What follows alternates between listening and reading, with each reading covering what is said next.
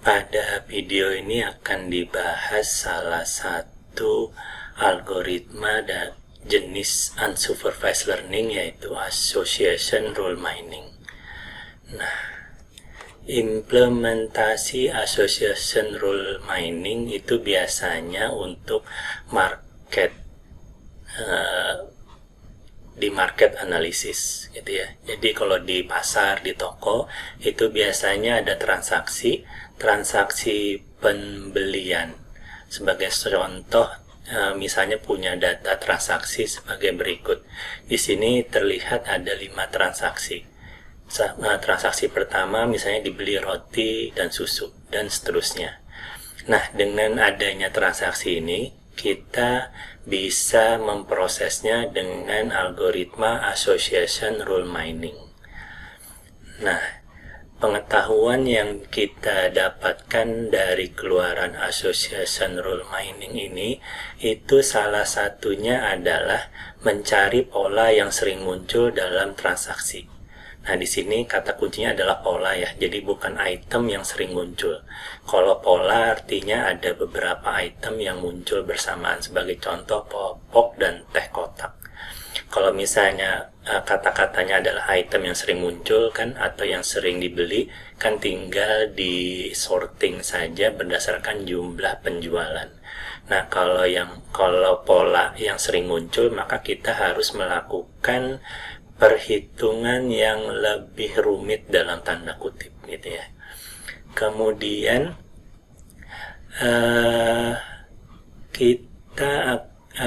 kita akan mencari asosiasi antara sesuatu atau item di dalam dataset.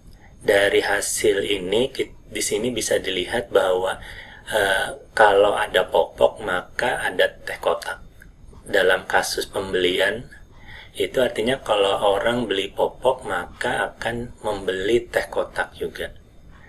Nah, biasanya asosiasi itu memberikan pengetahuan if then. Jadi cara yang seperti ini atau hasil seperti ini itu istilahnya adalah if then rule. Jadi bisa dibaca if membeli popok dan membeli teh kotak gitu ya. Nah, dengan pengetahuan ini maka nanti implementasinya orang bisa menyusun di rak gitu ya, di rak toko. Misalnya kalau dia meletakkan popok, maka di sampingnya nanti diletakkan teh kotak, karena berdasarkan dari informasi ini. Contoh yang lain misalnya kalau ingin membuat brosur, maka yang ditampilkan misalnya adalah brosur-brosur yang sering dibeli orang gitu ya. Nah, itu bisa dilakukan.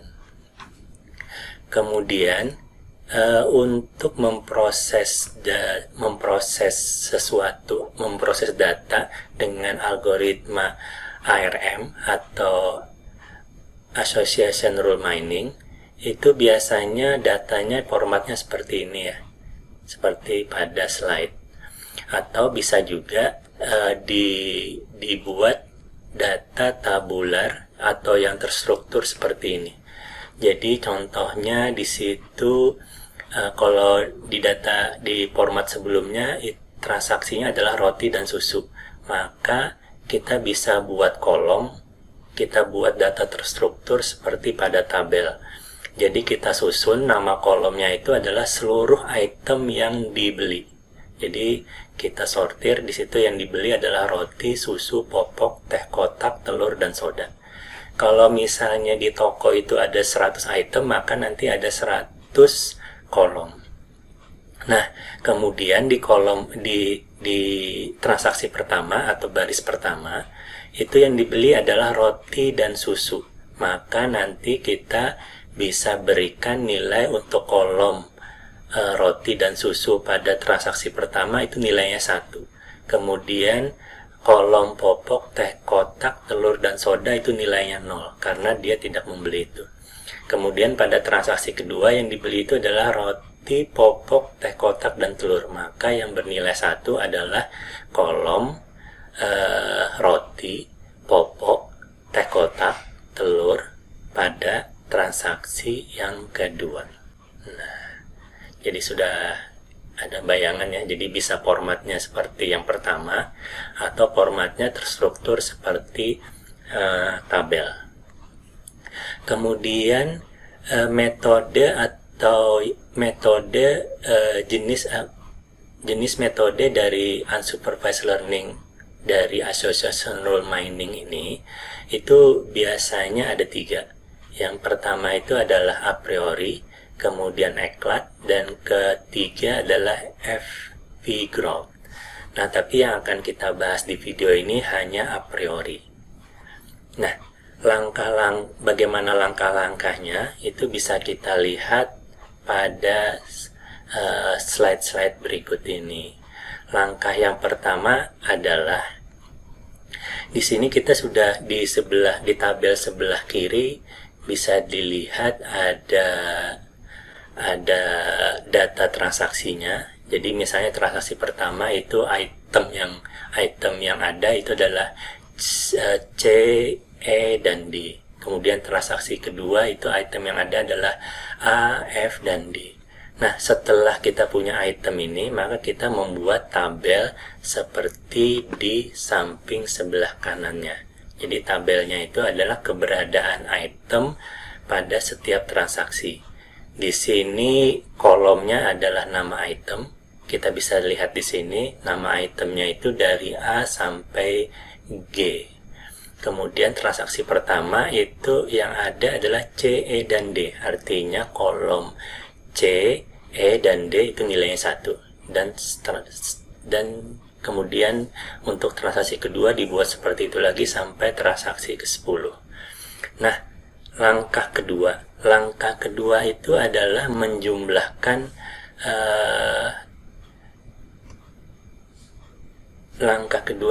menjumlahkan nilai dari per kolomnya ya, per item artinya.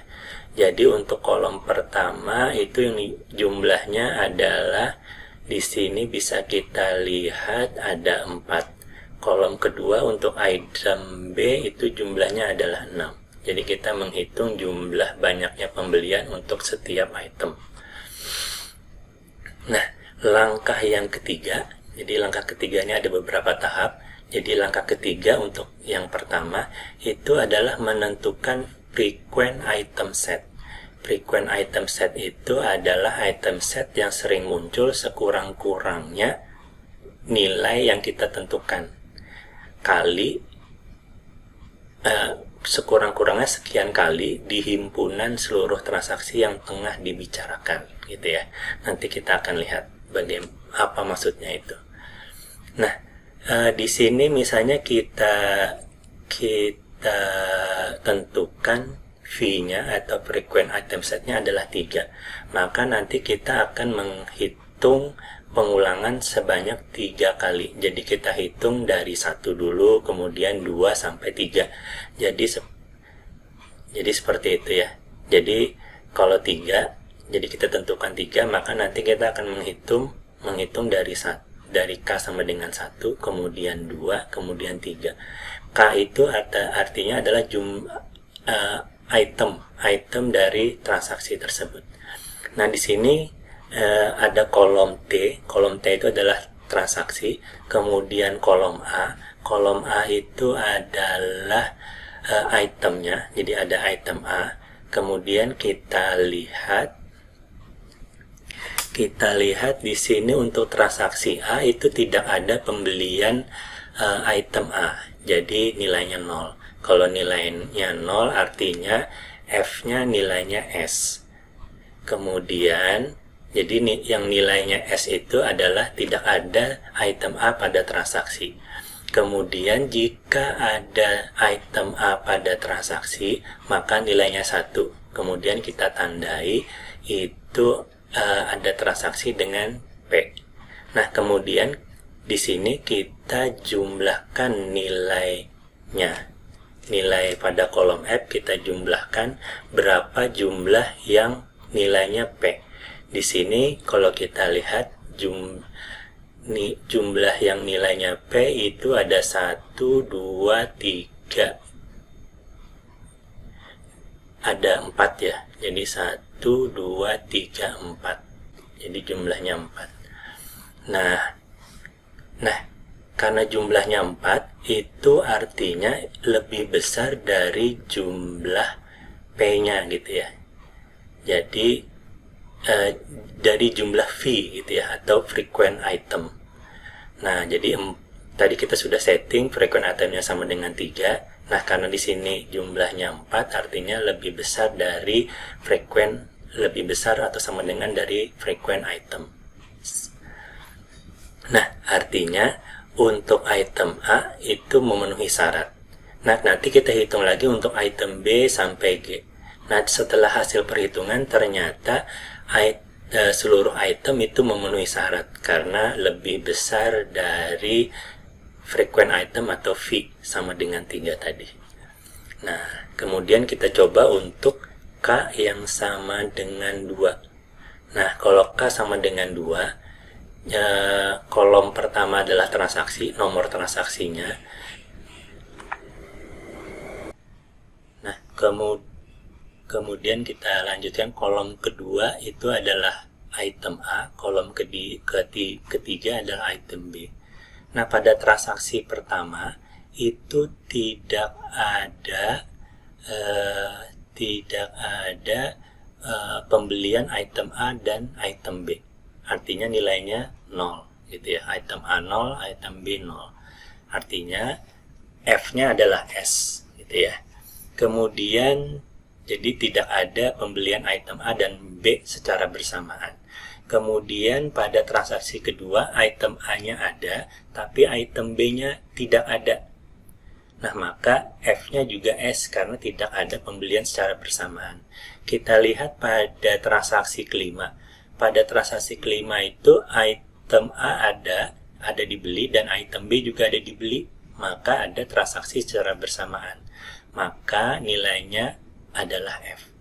Nah, kemudian kita hitung jumlahnya. Jadi setelah kita lakukan hal di atas ini sampai 10 transaksi, maka kita hitung jumlah P-nya ada berapa. Di sini jumlah P-nya ada 3. Nah, kita bandingkan lagi dengan jumlah nilai frequent item yang kita tentukan. Nilai frequent item yang kita tentukan adalah 3. Artinya 3 ini sama dengan atau lebih besar dengan nilai V atau frequent item yang kita telah tentukan tadi, yaitu 3. Maka himpunan A dan B itu bisa kita gunakan. Kemudian kita cek lagi untuk himpunan A dan C, A dan D, kemudian seterusnya sama himpunan B dan C sampai yang terakhir adalah F dan G. Kita cek mana dari kedua dari himpunan-himpunan tersebut yang jumlahnya lebih besar sama dengan 3 untuk jumlah yang dibeli secara bersamaan. Setelah dihitung ternyata yang jumlahnya itu lebih besar dari V yang telah ditentukan, yaitu 3, itu adalah item A dan B, kemudian item A dan F, kemudian item B dan D, item B dan F, item B dan G, dan item D dan G. Maka ini yang bisa kita gunakan. Nah, kemudian kita hitung lagi untuk K sama dengan 3. Nah, setelah kita hitung K sama dengan 3, contohnya misalnya A, B, dan C gitu ya. Jadi item A, B, dan C apakah ada yang dibeli secara bersamaan? Ternyata tidak ada gitu ya. Jadi yang bisa kita gunakan ini adalah ketika kita menggunakan K sama dengan 2 saja. Nah, setelah itu kita masuk ke langkah yang keempat. Di langkah yang keempat, kita membuat rule if X dan Y. Di sini diperlukan 2 buah item. Nah, karena diperlukan 2 buah item, maka yang bisa kita gunakan itu hanya yang F2 saja gitu ya. Jadi F1 tidak bisa karena cuma 1 item. Kalau misalnya kita punya F3, maka kita bisa gunakan gitu ya, karena lebih dari 2 item. Nah, di sini karena F3 dan seterusnya tidak ada, maka kita hanya bisa menggunakan F2 saja. Nah, rule yang kita buat itu adalah untuk A dan B, maka kita bisa buat rule if then-nya adalah if ada A dan ada B. Begitu juga sebaliknya, if ada B dan ada A. Nah, karena di sini F2 kita memiliki 6 himpunan, maka otomatis kita akan mempunyai 12 rule, gitu ya. Nah, kemudian langkah yang kelima.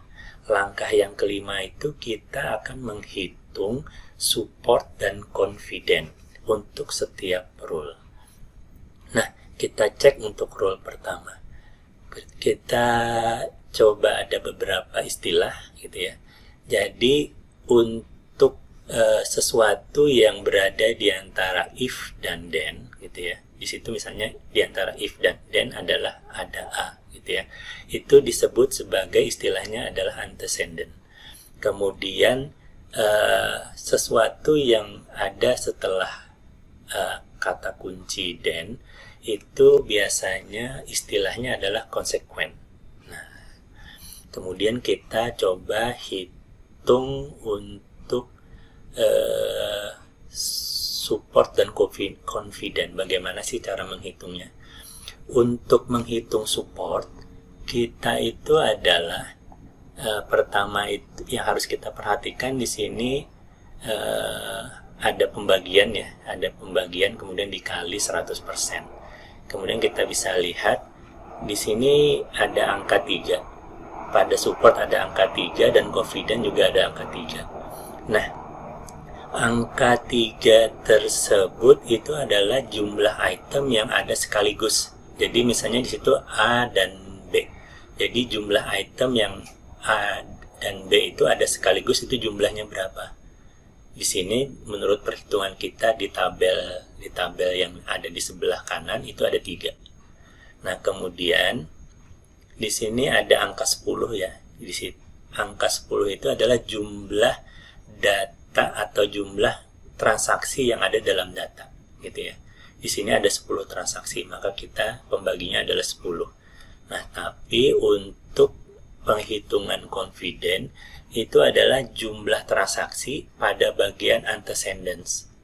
Nah, di sini misalnya antecedentnya adalah A, maka kita cek di tabel yang jumlah transaksi yang ada A-nya itu ada berapa. Di situ ada 4, maka kita gunakan 4. Nah, setelah itu kita bisa menghitung support dan confident untuk setiap rule. Hasilnya adalah seperti ini. Nah, jadi kita sudah punya hitungan support dan confident untuk setiap rule. Nah, langkah selanjutnya kita ingin menentukan, ingin mengambil yang mana sih, karena kita kan tidak mungkin misalnya mengambil semuanya, terlalu banyak kalau ingin kita implementasikan. Misalnya kita ingin mengambil confident-nya yang di atas 70 saja. Maka kita, kalau misalnya di atas 70 saja, maka kita punya 4 rule yang akan bisa kita gunakan. Nah, langkah selanjutnya kita bisa mengalihkan antara support dan confident. Jadi misalnya kita sudah punya 4 kandidat, kita ingin memilih misalnya yang terbaik mana sih? Nah, itu bisa dilakukan dengan mengalihkan nilai support dan confident. Kemudian ambil nilai yang tertinggi. Nah, karena di sini nilainya sama, maka kita tidak ada nilai tertinggi, maka kita bisa gunakan keempat rule ini. Nah, support itu apa? Support itu adalah nilai penunjang, gitu ya. Jadi presentasi kombinasi item tersebut dalam database. Kemudian confident itu adalah nilai kepastian, kuatnya hubungan antar item dalam aturan asosiasi. Nah, nilai ini biasanya yang paling penting kalau kita ingin sorting. Jadi rule ini kalau kita ingin sorting, kita bisa sortingnya berdasarkan confidence saja misalnya. Nah, kira-kira seperti itu adalah langkah-langkah dari bagaimana algoritma a priori bekerja.